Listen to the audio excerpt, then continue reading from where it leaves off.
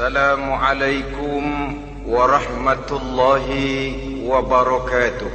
Waalaikumsalam warahmatullahi wabarakatuh.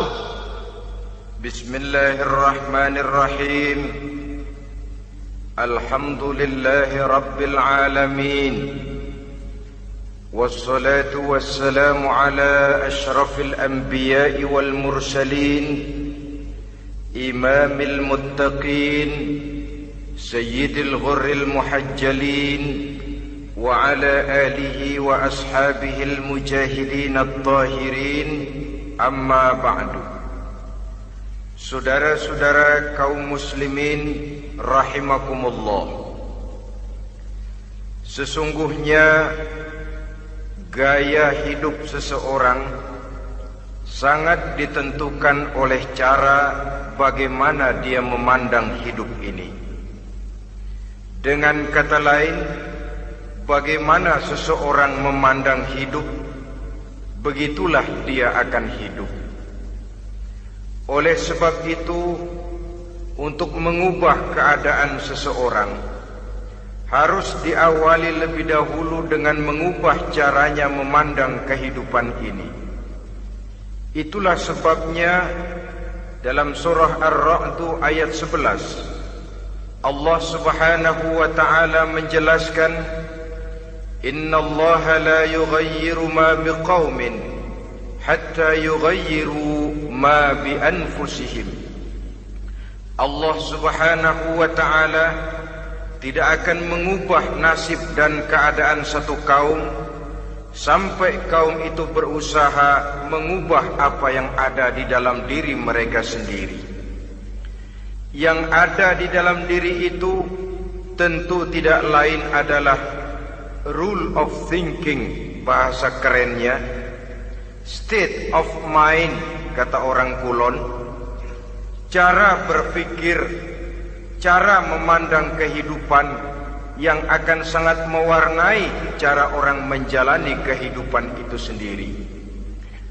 Oleh karena itu, pada pertemuan kali ini kita akan membicarakan tentang dasar dan tujuan hidup dari seorang muslim di dalam kehidupan ini. Yang pertama, tentang dasar dan landasan hidup.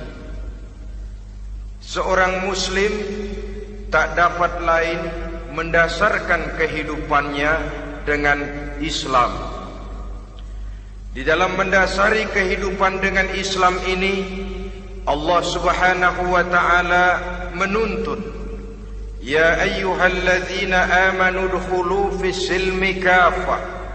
Hai orang-orang yang beriman, masuklah kamu ke dalam Islam itu secara total, secara utuh, secara seluruhnya. Jangan separuh-separuh, jangan sepotong-sepotong. Mendasari hidup dengan Islam artinya menjadikan Islam sebagai way of life, sebagai rule of thinking, sebagai state of mind di dalam kita memecahkan problema-problema kehidupan, sehingga tidak satu persoalan hidup yang bagaimanapun kecilnya sekalipun yang tidak tersentuh oleh nilai-nilai ajaran agama Islam ini. Kemudian di dalam mendasarkan hidupnya dengan Islam, ia mempunyai satu keyakinan. Pertama, Islam sebagai dasar hidupnya adalah agama yang sesuai dengan fitrah daripada manusia. Allah Subhanahu wa ta'ala pencipta manusia. Allah Subhanahu wa ta'ala yang menurunkan agama Islam. Oleh sebab itu, tentu saja seluruh konsepsi Islam ini sudah diukur sedemikian rupa sesuai dengan kemampuan yang dimiliki oleh manusia. Secara logika bisa kita katakan, pabrik mobil di Jerman misalnya bikin mobil namanya Mercy. Seiring dengan itu dikeluarkannya buku petunjuk. Mobil ini bernama Mercy, kecepatan maksimal sekian ratus kilometer per jam, daya angkutnya sekian ratus kilogram, kalau rusak memperbaikinya ini onderdilnya itu umpamanya. Karena pabriknya yang bikin mobil, lalu pabriknya juga yang mengeluarkan buku petunjuk, tentu buku itu sesuai benar untuk mobilnya. Dan logika mengatakan tidak bisa kita punya mobil Mercy rusak, kita perbaiki dengan menggunakan buku petunjuk yang dikeluarkan oleh pabrik mobil Fiat. Tentu saja mobil makin rusak, acak-acakan dan tidak karu-karuan. Ini artinya, jikalau manusia ingin baik, jikalau manusia ingin mencapai sesuatu yang bernama bahagia, dia harus mengikuti petunjuk yang dikeluarkan oleh yang menciptakan manusia. Dan petunjuk-petunjuk itu telah turun dalam satu konsepsi yang bernama Islam yang sesuai dengan fitrah manusia. Yang kedua, oleh karena keyakinannya bahwa Islam sesuai dengan fitrah manusia, ia pun berkeyakinan bahwa Islam adalah agama untuk seluruh manusia, universal. Walaupun ia diturunkan di tanah Arab, tetapi ia bukanlah agama hanya untuk orang Arab semata-mata. Keyakinan ini perlu ditegakkan kembali, oleh karena akhir-akhir ini muncul pendapat-pendapat yang menganggap seolah-olah agama itu barang impor. Persilahkan saja kalau memang itu merupakan keyakinannya, tetapi menganggap agama sebagai barang impor sungguh merupakan satu kekeliruan yang sangat besar. Bahwa Arab sebagian besar memang Islam, jelas. Tetapi Islam bukannya Arab, itu pun harus kita akui. Kita bisa menjadi Muslim yang baik tanpa perlu menjadi orang Arab. Dengan kata lain, kita bisa menjadi Muslim yang baik dengan tetap menjadi warga negara Indonesia yang baik. Bahwa Al-Quran diturunkan dalam bahasa Arab oleh karena memang ia turun di tanah Arab. Buktinya apa? Walaupun Quran dalam bahasa Arab, tidak satu pun ayat Quran yang ditujukan kepada orang Arab semata-mata. Tidak ada ayat ya ayyuhal arabiyun, hai orang-orang Arab. Tidak ada.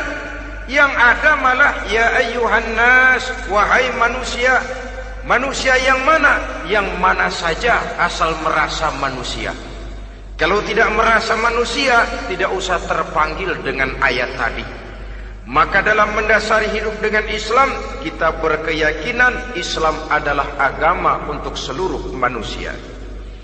Yang ketiga, di dalam mendasari hidup dengan Islam, kita berkeyakinan Islam adalah agama terakhir yang diturunkan kepada Rasul terakhir.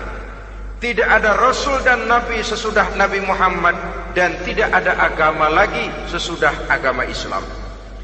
Dasar-dasar keyakinan ini melembaga dalam pribadi kita, membentuk satu keyakinan yang mendasari kehidupan ini, sehingga tidak satu problema yang bagaimanapun kecilnya dalam kehidupan yang tidak tersentuh oleh nilai-nilai Islam. Sejak kita tidur sampai kita bangun tidur, bahkan tidur itu sendiri, dan seluruh kegiatan kehidupan yang kita laksanakan dalam 24 jam, tidak satu pun yang tidak tersentuh oleh nilai-nilai Islam. Inilah pandangan hidup Muslim. Jawaban seorang Muslim terhadap problema-problema kehidupan yang dihadapinya, yang di dalam menjawab problema itu ia Islam oriented, berorientasi kepada nilai-nilai Islam. Apa kata Islam tentang pekerjaan yang dihadapinya? Halal kata Islam, halallah dia katakan. Haram kata Islam, haram dia katakan. Islam oriented.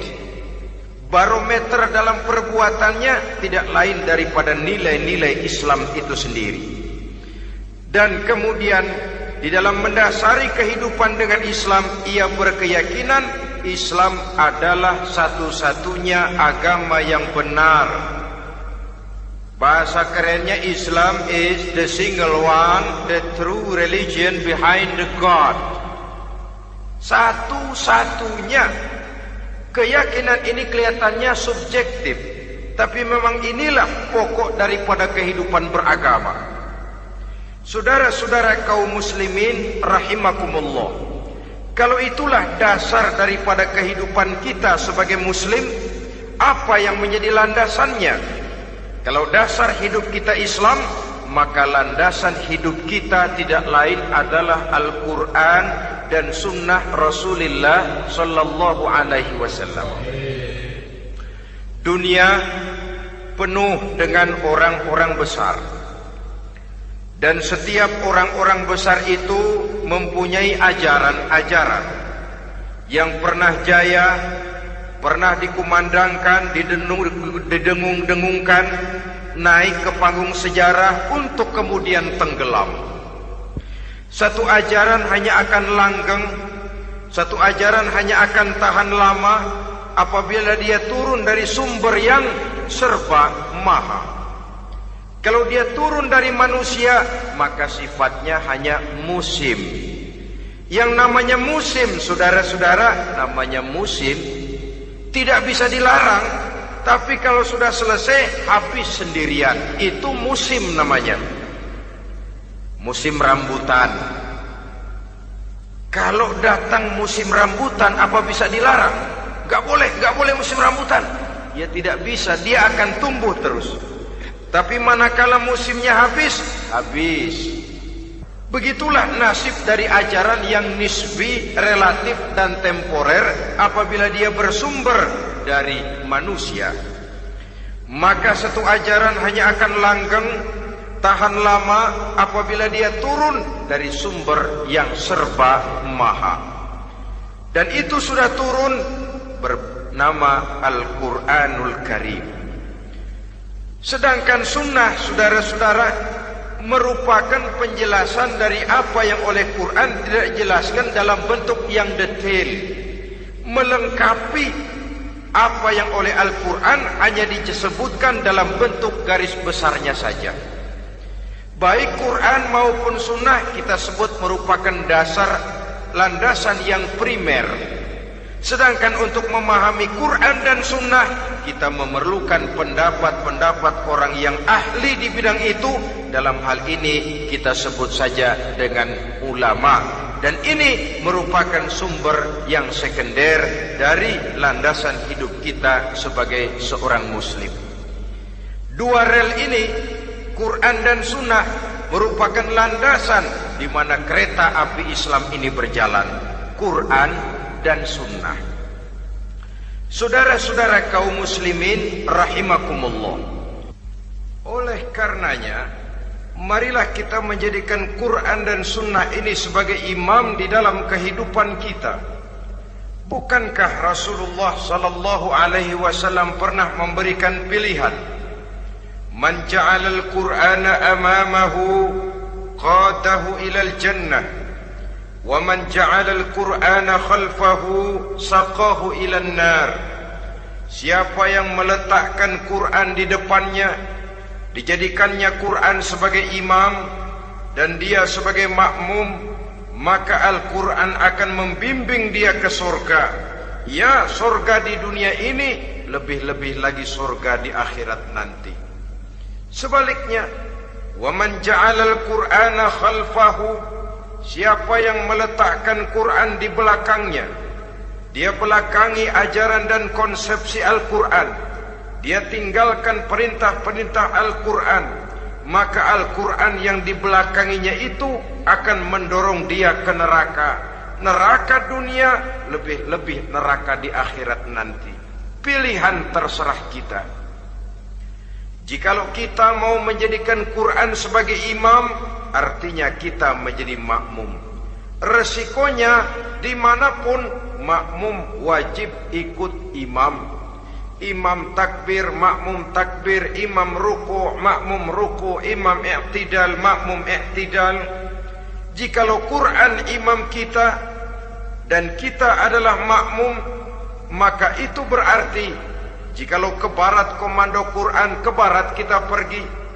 Jikalau ke timur kata Quran, ke timur kita menuju. Jikalau halal kata Quran, halal kita katakan. Jikalau haram kata Quran, haram kita ucapkan. Itu resikonya kita menjadi makmum, menyusun pola hidup yang lebih Qurani. Tapi sebaliknya, ke barat komando Quran, ke timur kita pergi. Ke utara kata Quran, ke selatan kita menuju. Halal kata Quran, malah kita tidak mau melaksanakannya. Haram kata Quran, kita senang bukan main. Artinya kita mau menjadi makmum, dan Quran kita jadikan sebagai makmum, kita sendiri malah mau menjadi imam. Kita paksa konsepsi Al-Quran itu supaya sesuai dengan naluri kemanusiaan kita. Mengotak-atik hukum, menghalalkan yang haram, mengharamkan yang halal. Dikala itu landasan hidup kita sudah goyah, tidak lagi sebagai landasan tempat kita bertolak, tetapi malah menjadi satu landasan yang kita injak-injak. Sesungguhnya saudara-saudara, Quran tidak akan membawa berkah, tidak akan menjadi rahmatun wa shifaun lil mu'minin, menjadi penyembuh, menjadi rahmah bagi orang-orang beriman, apabila yang kita baca itu kita injak-injak di dalam kehidupan. Upaya menyusun hidup yang lebih Qurani ini seiring dengan usaha kita menjadi warga negara yang baik. Yang saya katakan di awal tadi, tidak saling dan tidak harus saling bertentangan. Jadi dengan demikian, dasar hidup kita sebagai muslim adalah Islam, dan landasan hidup kita tidak lain adalah Al-Quran dan Sunnah Rasulullah Sallallahu Alaihi Wasallam. Ini landasan tempat kita bertolak. Ini yang mewarnai gaya kehidupan kita. Apapun yang mau kita lakukan, tempat kita bertanya lebih dahulu Quran dan Sunnah. Saya mau melakukan pekerjaan ini, apa kata Quran? Saya mau pergi ke tempat ini, apa kata Quran? Saya mau berusaha dengan mengerjakan perusahaan ini, apa kata Quran? Merupakan landasan daripada kehidupan kita. Ini yang saya katakan tadi, membentuk rule of thinking, state of mind, bahwa gaya kehidupan kita diwarnai oleh landasan hidup yang bertumpu pada ajaran Al-Quranul Karim dan Sunnah Rasulullah Sallallahu Alaihi Wasallam. Baiklah ya, ini yang pertama tentang dasar dan landasan hidup. Yang kedua tentang tujuan hidup. Kalau sudah ada landasan tempat kita bertolak, lalu kemana pantai yang akan kita tuju? Mau apa sih kita hidup ini? Berleha-leha, menjalani acara rutin, bangun tidur sampai tidur lagi, kemudian besok begitu lagi, sampai menunggu datangnya sang ajal? Atau ada satu tujuan yang akan kita capai di dalam kehidupan ini? Apabila kita teliti, maka Al-Quran mengajarkan tujuan hidup setiap muslim pada dasarnya ada dua. Pertama, kita sebut saja tujuan jangka pendek. Tujuan jangka pendek itu sasarannya dunia sekarang ini. Bentuknya horizontal. Targetnya agar setiap pribadi muslim menjadi rahmatan lil alamin, rahmah bagi lingkungannya. Inilah yang oleh agama dinamakan hablum minan nas, yang isinya adalah ilmu dan peradaban. Jadi dunia dan seluruh isinya merupakan tujuan jangka pendek saja. Untuk mencapai tujuan jangka pendek, dunia dan seluruh isinya, unsur penunjangnya adalah pendidikan, pengalaman, atau nasib.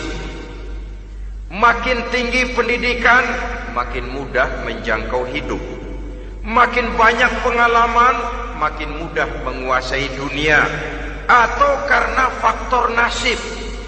Pendidikannya tidak seberapa, pengalaman pun kadang-kadang dangkal, tapi karena nasibnya lagi hoki, kata orang sekarang, nasibnya lagi bagus, dia naik ke panggung memegang peranan. Faktor yang namanya nasib ini ada, tapi tidak bisa dijadikan sandaran. Untuk menjangkau dunia dan seluruh isinya, unsur penunjangnya pertama pendidikan, yang kedua pengalaman, yang ketiga faktor nasib.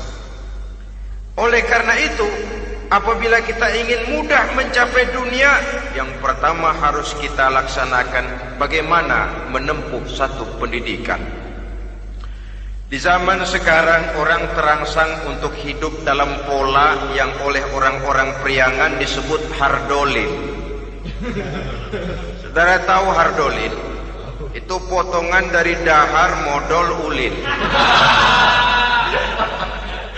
Filsafat hidup yang pakaian mau bagus, makan mau enak, kerja nggak mau. Akhirnya jadilah dia penghayal kelas berat, tukang-tukang lamun kelas tinggi. Tiap hari kegiatannya ya cuma tidak terlepas dari tiga kriteria itu, hardolin. Pokoknya kalau sudah dahar modal ulin, besok ya begitu lagi, pola dari dimana orang pakaian mau bagus, makan mau senang, duit mau punya, kerja tidak mau. Kadang-kadang mau kerja tapi tidak tahu apa yang harus dikerjakan, ditambah oleh sempitnya lapangan pekerjaan. Tidak tahu apa yang harus dikerjakan, dilatar belakangi oleh tidak adanya pendidikan yang dia terima, sehingga mau kerja apa lalu bingung. Oleh karena itu, terutama buat adik-adik remaja, para pemuda, saya berpesan untuk menjangkau dunia, yang pertama harus kita jalani bagaimana membina diri, mendidik. Taruh kata drop out, putus sekolah, tapi drop out bukan halangan bagi tumbuhnya cita-cita yang mulia. Bahkan ada orang bilang many a great man starts as a newspaper boy. Banyak orang-orang besar yang memulai pekerjaannya dagang koran. Putus sekolah bukan merupakan halangan bagi tumbuhnya cita-cita yang mulia. Dan tidak sedikit orang-orang besar yang tidak keluaran perguruan tinggi.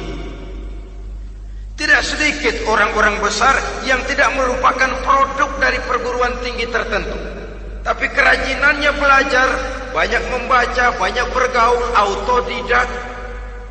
Syukur kalau masih bisa menempuh pendidikan yang formal. Kekurangan ekonomi, kemiskinan keluarga jangan menjadi penghalang bagi tumbuhnya cita-cita yang tinggi untuk menempuh karier pendidikan yang baik. Ini memang pahit, tapi bagaimanapun kata orang, lebih baik makan singkong beneran daripada makan roti ngimpi. Artinya jikalau memang perlu, lebih baik sekolah sambil dagang koran, nyemir sepatu, parkir mobil, daripada hardolin itu tadi. Tanpa prospek hari depan yang ada artinya. Dan pendidikan memang merupakan sesuatu yang baik, tapi tanpa ini rasanya kita akan sulit untuk menjangkau dunia, tersisih di pojok-pojok kehidupan. Jangan lalu bilang, manusia kan rezekinya sudah dijamin oleh Allah, ayam saja ada rezekinya. Of course. Tapi jangan lupa, cara ayam cari rezeki dengan cara manusia cari rezeki lain. Kalau ayam cari rezeki dari tahun atu, modalnya cuma ceker sama patok. Kalau ayam mah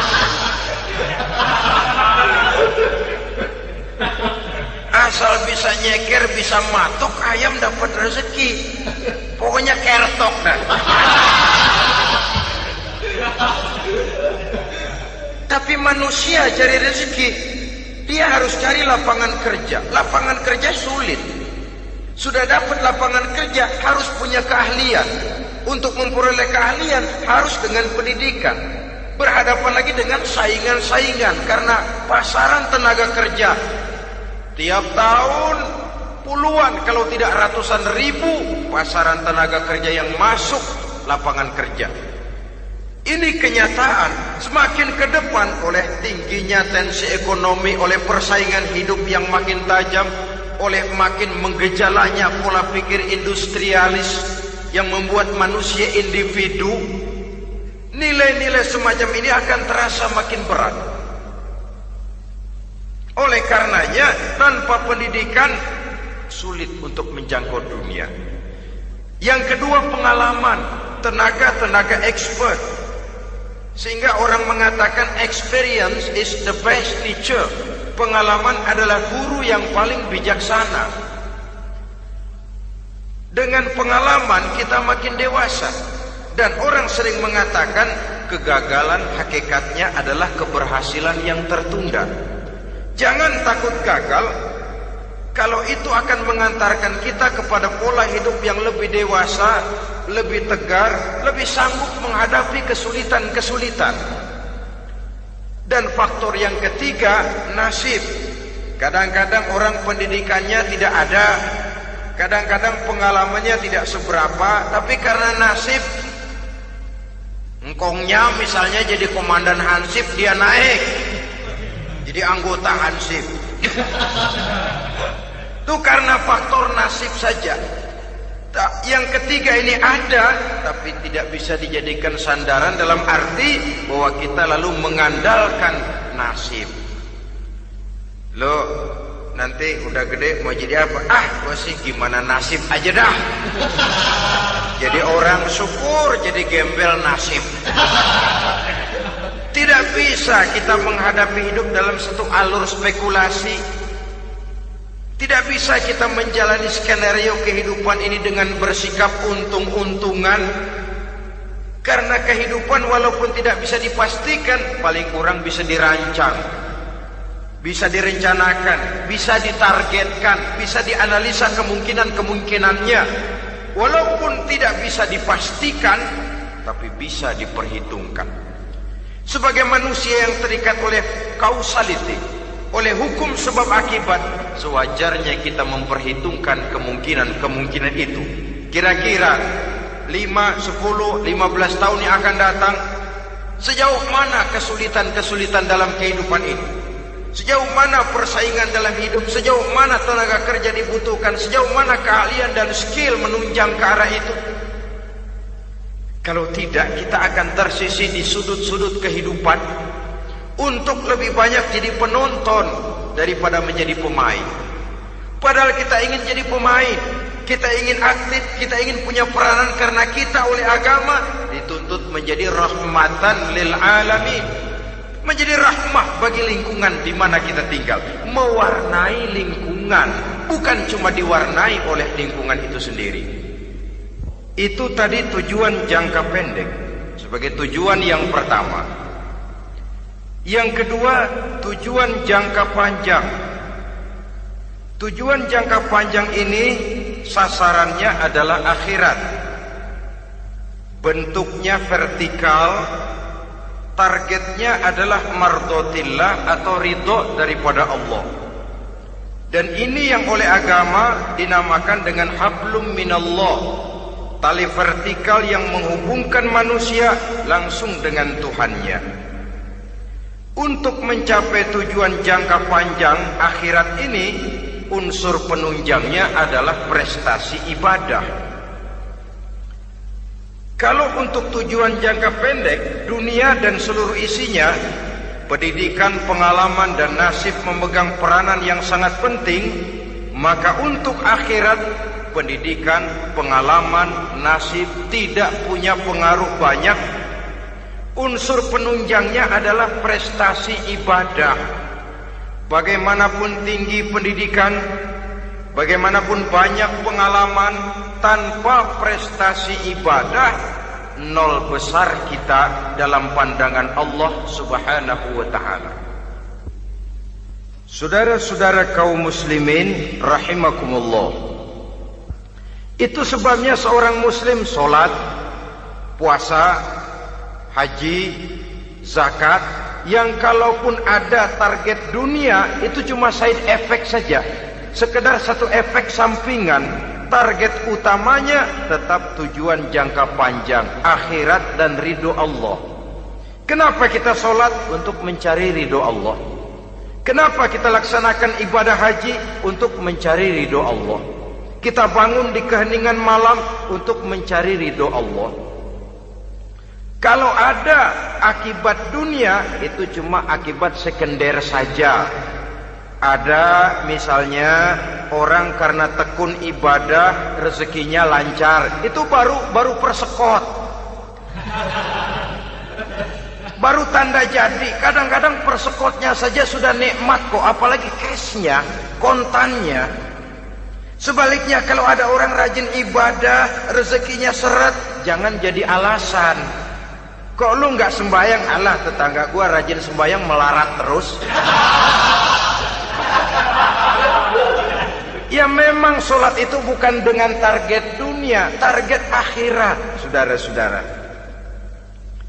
Oleh sebab itu, seorang muslim adalah seorang yang berpandangan luas, berjiwa lapang.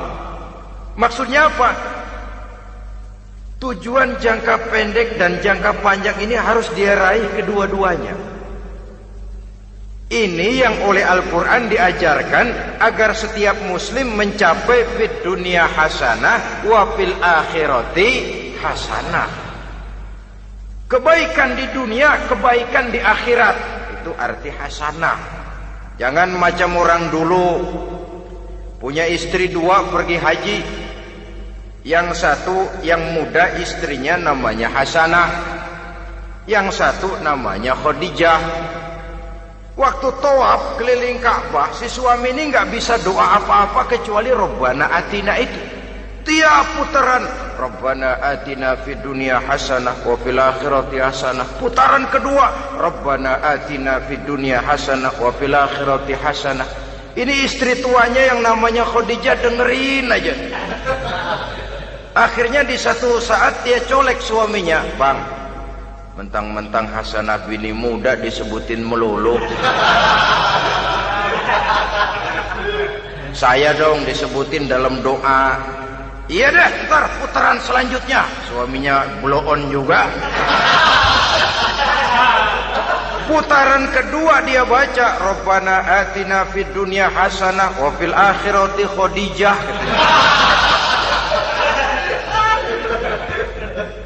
Saudara-saudara, itu makna refleksi daripada doa tadi itu, doa sapu jagat. Kita ingin fid dunya hasanah wa fil akhirati hasanah. Tujuan jangka pendek dunia tercapai, tujuan jangka panjang akhirat dan ridho Allah juga tergapai. Oleh sebab itu Al-Quran menjelaskan, wabtaghi fima atakallahu ad-daral akhirah wala tansa nasibaka minad dunya.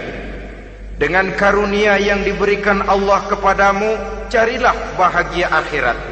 Wala tansa nasibaka minad dunya, tetapi jangan lupakan bagianmu dalam kehidupan di dunia ini. Cari akhirat, utamakan akhirat dengan tidak usah melupakan jatahmu di dunia. Kenapa saya katakan seorang muslim berjiwa besar? Sebab andai kata dia gagal mencapai tujuan jangka pendek, andai kata dia gagal di dunia, dan dia oleh Islam diajarkan jangan sampai gagal, tapi andai kata dia gagal, dia masih punya tujuan jangka panjang, akhirat dan ridho Allah. Dia masih bisa menghibur diri, biarlah di dunia kita sederhana, bahkan biarlah susah di dunia, asal di akhirat kita bahagia. Orang yang tidak punya pandangan hidup semacam ini, surgalah dunia ini, segalanya telah tertumpu di sini. Bila umurnya selesai, ajalnya datang, selesai sudah, surganya sampai di situ, dan dia tidak punya pengharapan lain di belakang itu. Maka seluruhnya bertumpu pada kehidupan di dunia. Padahal dunia seperti air laut, makin diminum makin haus, makin kering tenggorokan. Dunia yang diperturutkan menyeret manusia ke dalam lingkaran setan, terjebak dalam sifat yang namanya tamak bin rakus alias serakah.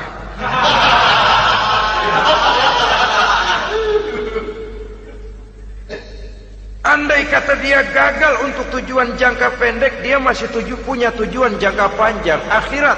Dia masih sanggup berkata, biar di dunia kita sederhana, bahkan biar kebelangsak sengsara susah di dunia, asal di akhirat kita bisa bahagia. Kan masih ada harapan. Yang paling bangpak, paling rusak betul, sudah di dunia sengsara, di akhirat celaka. Di dunia rumahnya gubuk, pinggir kali miring, asal hujan bocor, utang selebar warung. Bayang kagak, ngaji enggak, puasa enggak, saban malam merit mulu. Saudara hadirin yang saya hormati, lalu kapan mau bahagia kalau sudah di sini susah, di sana akan susah juga. Ini yang pertama, seorang muslim, seorang yang optimis, berjiwa besar, luas pandangan. Kegagalan dia dalam jangka pendek tidak menyebabkan dia melupakan tujuan jangka panjang.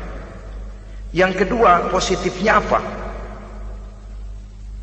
Cara dia mencapai tujuan jangka pendek diwarnai oleh keyakinan adanya tujuan jangka panjang. Dia memang benar cari harta, tapi karena dia yakin ada akhirat, Allah ridho apa tidak? Ini positifnya. Saya memang cari duit, tapi dengan cara ini Allah ridho apa tidak? Saya memang ingin berpakaian yang rapi, tapi dengan tidak menutup aurat begini, Allah ridho atau tidak? Saya memang bergaul menghormati teman, tapi terjebak dalam minuman keras karena menghormati teman, Allah ridho apa tidak? Ini orang yang punya tujuan jangka panjang. Segalanya diberikan bingkai dengan pertanyaan, Allah ridho atau tidak? Keyakinannya terhadap tujuan jangka panjang mewarnai gaya hidupnya di dunia ini, mencapai tujuan jangka pendek tadi. Mau minum, Allah ridho apa enggak ini? Mau makan, yang saya makan Allah ridho apa enggak ini? Pendeknya apapun yang mau dia kerjakan, karena dia punya keyakinan tujuan jangka panjang, dia selalu menimbang terhadap ridho Allah tadi. Jadi tanpa prestasi ibadah, kita nol besar dalam pandangan Allah. Ini nilai manusia yang hakiki di sini. Ini makna inna akramakum indallahi atqakum. Di akhirat nanti kan tidak pernah akan disidang, kamu pendidikan setinggi apa? Tidak. Gelarmu berapa renteng? Profesor, doktor? Tidak. Akhirat hanya menyidang kau sholat atau tidak, kau puasa atau tidak, kau zakat atau tidak. Diberikan kamu harta yang banyak, dari mana kau dapat, kemana kau belanjakan. Prestasi ibadah itu yang ditanya. Setinggi apa pendidikan, sebanyak apa pengalaman, no problem, tidak jadi masalah di akhirat itu. Prestasi ibadah itu yang akan kita persembahkan di hadapan Allah. Itu makna inna akramakum indallahi atqakum. Kerbau dinilai dari dagingnya, makin gemuk makin mahal harganya. Tapi ada perkutut lebih mahal dari kerbau. Perkutut itu mahalan mentahnya loh daripada matangnya. Karena harga perkutut pada suaranya. Lalu di mana harga manusia yang paling gemuk? Tidak. Suaranya, oh kalau manusia dinilai dari suaranya, barangkali Madonna nomor awal masuk surga. Hanyalah dengan prestasi ibadah kita bisa mencapai tujuan jangka panjang, akhirat dan ridho Allah. Nah baiklah ya, kalau sudah jelas bahwa kita punya dua tujuan jangka hidup, jangka pendek dan jangka panjang, bagaimana Islam mengajarkan kita meraih dua ini?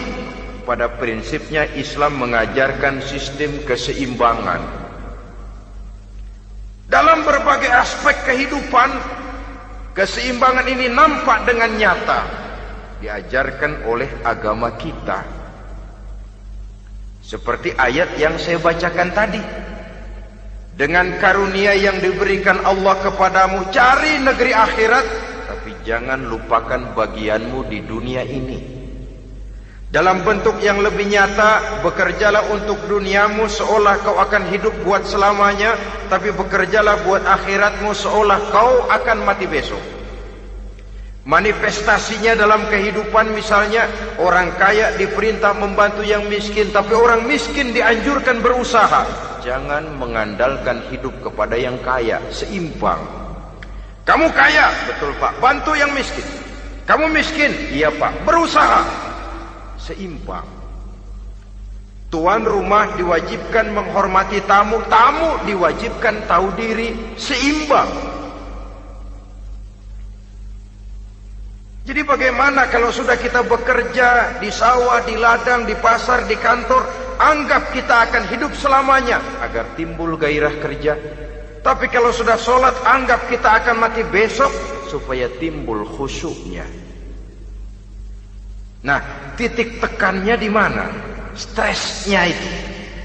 Walaupun Islam mengajarkan sistem keseimbangan, tapi Al-Quran tetap menggarisbawahi walal akhiratu khairul laka minal, bahwa bagaimanapun seimbangnya, akhirat itu lebih utama daripada dunia.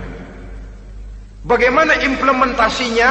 Kata orang-orang tua, kalau kita menanam padi, rumput pasti tumbuh, tapi nanam rumput jangan mimpi tumbuh padi. Maksudnya apa?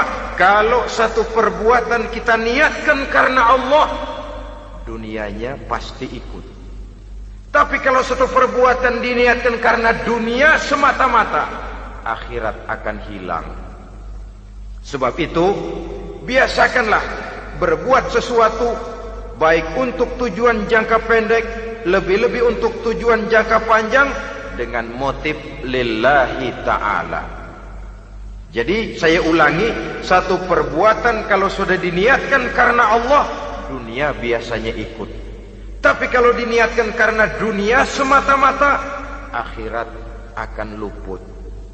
Padahal itu titik tekannya, walal akhiratu khairul laka minal ula. Saudara-saudara kaum muslimin rahimakumullah, ini tujuan hidup.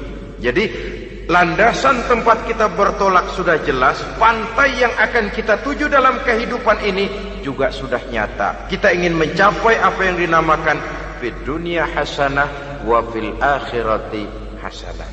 Untuk itu perlu ada keseimbangan, tetapi titik tekannya tetap akhirat lebih utama daripada kehidupan dunia ini. Sekarang kalau sudah ada dasar hidup, sudah ada tujuan yang akan kita capai, tentu harus ada alat untuk mencapainya. Semuanya perlu sarana. Bahkan pada hakikatnya dalam kaidah usul fikih, para ulama mengajarkan lil wasail hukmul maqasid. Sarana dan tujuan hukumnya sama. Ini mestinya mendidik umat Islam jadi pinter. Jangan cuma berpikir melaksanakan satu pekerjaan, tapi juga berpikir menciptakan sarana untuk terwujudnya pekerjaan itu. Misalnya umat Islam wajib pergi haji kalau mampu, kan begitu toh? Kalau dia umat Islam Indonesia, tentu pergi hajinya ke Mekah. Mekah, Jeddah, Mekah, Indonesia, perlu sarana angkutan untuk sampai ke sana. Kapal laut, kapal udara. Artinya umat Islam harus maju di bidang teknologi, bisa menciptakan pesawat, bisa menciptakan kapal laut, sarana yang akan menyampaikan dia untuk bisa melaksanakan ibadah haji. Selama ini kita bertumpu kepada pemikiran, pokoknya kan yang penting gue pergi haji, pakai apa kayak gue punya duit. Dari segi pribadi memang barangkali begitu. Tapi sebagai umat yang harus mencapai kemajuan, apabila diperintahkan melaksanakan sesuatu, kita pun hakikatnya dituntut menciptakan sarana untuk menunjang pelaksanaan sesuatu itu sendiri. Agama mengajarkan an-nazafatu minal iman, kebersihan sebagian daripada iman. Siapa yang menciptakan mesin cuci, sabun-sabun keras, deterjen, rinso dan lain sebagainya? Siapa yang menciptakan air condition, pembersih ruangan? Kita hanya berpikir pokoknya kan bersih, mau pakai apa kek. Kita jarang yang berpikir kepada pewujudan teknologi modern untuk menerjemahkan hadis itu. Syukurlah belakangan ini sudah muncul teknokrat muslim yang dijiwai oleh semangat Al-Quran membuka tabir rahasia konsepsi Islam di lapangan teknologi modern yang makin lama makin menunjukkan tuntutan kebutuhan daripada umat itu sendiri. Dengan demikian, apabila ada tujuan hidup, kita memerlukan alat untuk mencapai tujuan tadi. Supaya tujuan fid dunya hasanah wa fil akhirati hasanah tercapai, apa alat yang harus kita pakai? Kita lihat surah At-Taubah ayat 111 memberikan jawaban. Innallaha ashtara minal mu'minina anfusahum wa amwalahum bi anna lahumul jannah.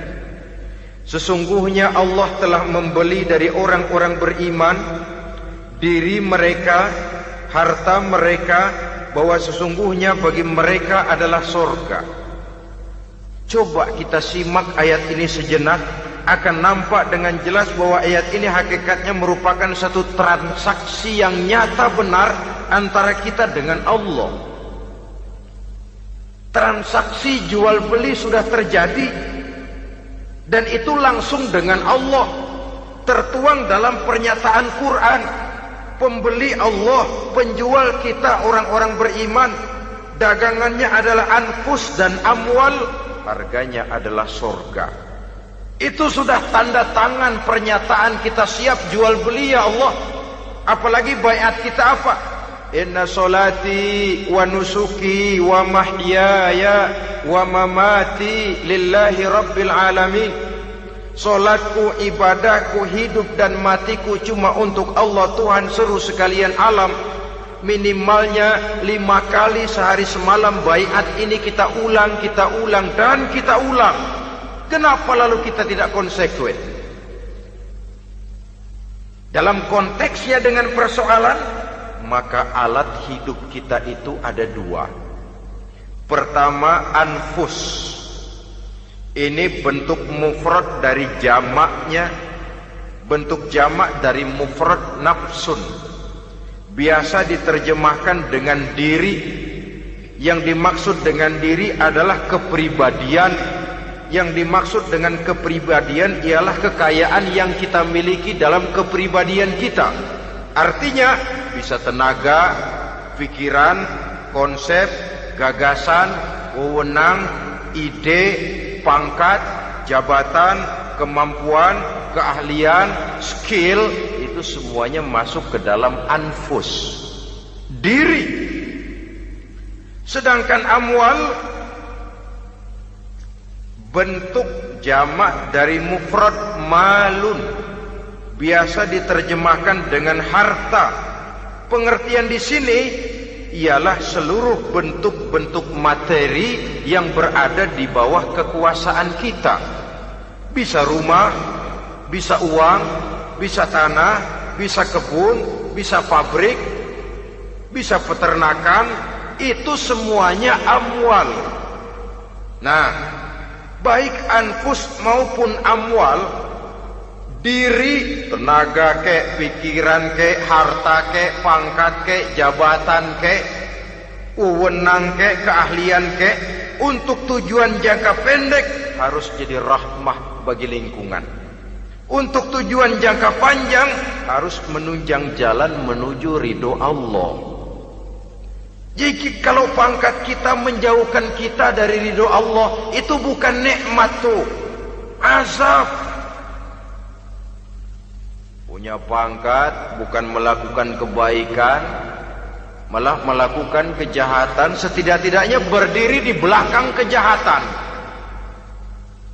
melindungi perbuatan-perbuatan munkar. Dalam kelas kakap melindungi korupsi, dalam kelas teri jadi backing tukang koprok. Umpamanya itu sudah menyalahi.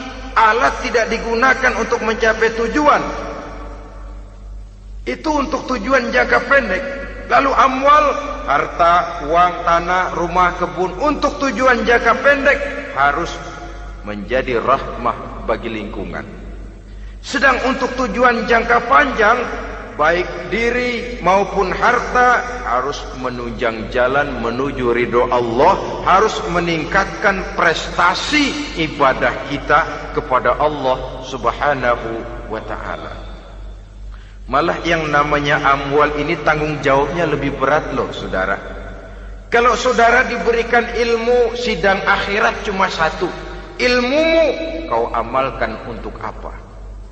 Saudara diberikan umur panjang, pengadilan akhirat cuma bertanya satu, umurmu kau habiskan di mana? Tapi saudara diberikan harta, pertanyaan akhirat dua, hartamu kau dapat dari mana? Kau belanjakan kemana? Dari mananya dan kemananya ditanya, depan belakang. Kadang-kadang kan ada orang hartanya didapat dari jalan yang halal, dibelanjakan di jalan haram. Kerja peras keringat banting tulang setengah mati, begitu dapat duit beli buntutan, muter-muter kertas cari kode. Didapat dari jalan halal, dibelanjakan di jalan haram.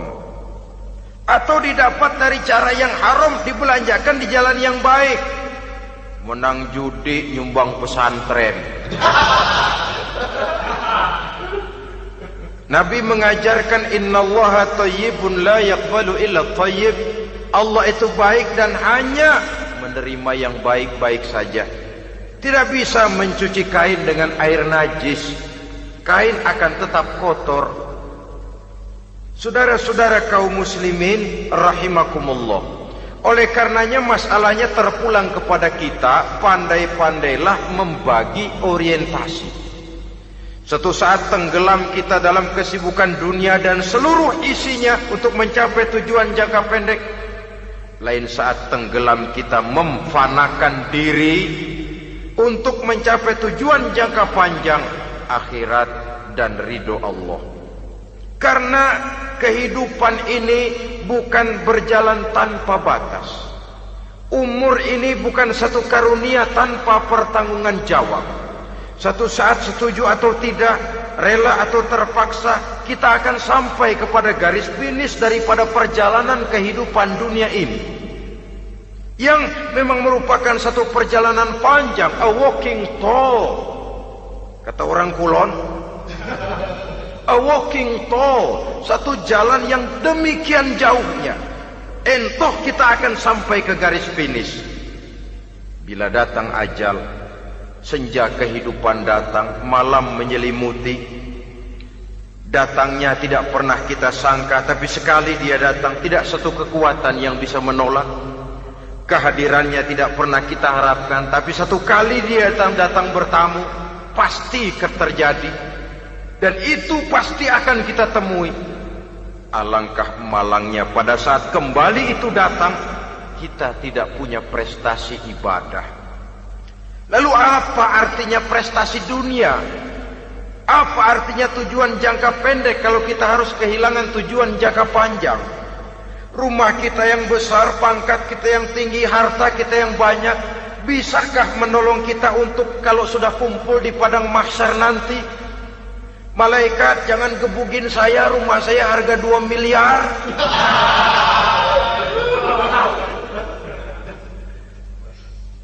Sudahlah malaikat, damai saja, itu Rolls Royce saya. Pakai saja malaikat, pakai.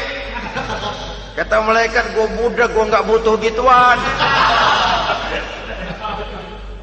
Hanya prestasi ibadah yang bisa menyelamatkan kita pada kondisi semacam itu. Jadi oleh karena itu saudara-saudara, biar di dunia ini rumah kita besar, mobil bagus, uang banyak, pabrik ada, usaha lancar, asal di akhirat masuk surga aja. Gak apa-apa. Daripada di dunia sengsara, di akhirat neraka, senangnya kapan? Sudah di sini sengsara, di sana kebelangsak. Itu yang orang-orang tua bilang lacur kuda namanya. pelan dipecut, kenceng digentak, setengah mati, serba salah. Kuda kalau bisa ngomong, gue setengah mati, serba salah. Pelan dipecut, kekencengan ditarik, itu yang namanya lacur kuda begitu. Serba salah posisinya. Untuk itu pandai-pandailah membagi orientasi supaya tercapai tujuan ideal ini, fid dunya hasanah wa fil akhirati hasanah. Ini tentang tujuan hidup. Nah, untuk mencapai tujuan ini kita tidak berjalan sendiri. Kita perlu teman hidup. Di samping teman hidup ada pula lawan hidup. Siapa teman hidup kita untuk mencapai tujuan hidup ini? Dalam arti sempit, teman hidup kita suami istri yang taat kepada Allah. Suami istri lebih dari sekedar satu pasangan, juga saling melengkapi, merupakan bagian daripada kehidupan. Suami adalah teman istri, istri adalah teman suami untuk mencapai tujuan hidup tadi. Mencapai fid dunya hasanah wa fil akhirati hasanah. Seiring, seirama, selaras, serasi, seimbang, kata orang sekarang. Teman dalam arti sempit. Adapun teman dalam arti luas, setiap orang yang pandangan hidupnya sama dengan kita. Setiap orang yang akidahnya sama dengan kita. Terlepas dari suku bangsa apapun, warna kulit apapun, bahasa apapun, jikalau keyakinannya sama, pandangan hidupnya sama, dia adalah saudara kita dalam artian yang luas. Islam tidak kenal teritorial, maka tidak ada itu Islam Jepang. Ya walaupun secara formalnya ada, tapi informal Muslim adalah Muslim, diikat dengan akidah. Itu teman hidup. Lalu lawan hidup siapa? Pertama iblis, dalam segala bentuk dan implementasinya. Yang kedua, setiap orang yang pandangan hidupnya tidak sama dengan kita secara ideologis, itulah lawan hidup kita. Maka yang teman jadikan teman, yang lawan jadikan lawan. Jangan teman dijadikan lawan, lawan dijadikan teman. Itu namanya kopiah dipasang di kaki, pak bakyak naik ke jidat. Wajar kalau kepala lalu jadi benjol. Salah milih teman, salah cari lawan. Salah milih teman, salah cari lawan. Akibatnya kita yang akan susah di kemudian hari nanti. Saudara-saudara kaum muslimin rahimakumullah, oleh karenanya pandai-pandailah dalam hidup ini. Yang teman jadikan teman, yang lawan jadikan lawan. Kalau lawan kita jadikan teman, sementara teman kita jadikan lawan, dan itu apa yang banyak terjadi dalam praktek kehidupan, kita tidak akan bisa mencapai tujuan karena akan tertarung di kaki sendiri. Nah, ini sajalah yang kita bicarakan pada pertemuan kali ini. Mudah-mudahan ada manfaatnya. Terima kasih atas segala perhatian. Mohon maaf atas segala kekurangan. Usikum wa nafsi bitaqwallah. Wassalamualaikum warahmatullahi wabarakatuh. Waalaikumsalam.